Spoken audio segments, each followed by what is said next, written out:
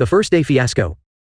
It was my first day at university and I was feeling a mix of excitement and anxiety. I wanted to make a good impression, but I didn't know anyone and was terrified of looking lost. My first class was in a massive lecture hall that seated hundreds of students.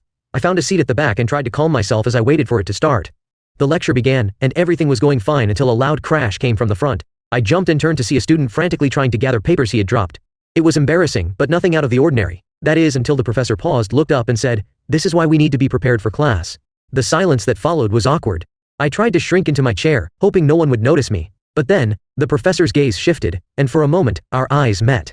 It felt like an eternity, but he just nodded, as if acknowledging my nervous energy. The tension in the room lifted a bit, and I realized I wasn't alone in feeling anxious.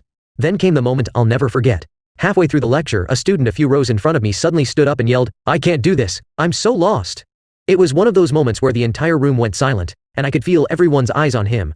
The professor, unfazed, calmly said, "Take a deep breath and come back when you're ready." The student sat back down, and after a moment, I felt a little less nervous. It reminded me that everyone was in the same boat, trying to find their place in this new environment.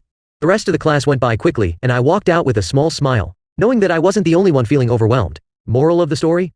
College can be intimidating, but sometimes the scariest part is realizing that we're all just trying to figure it out. So, tell me, what was your first day at college like?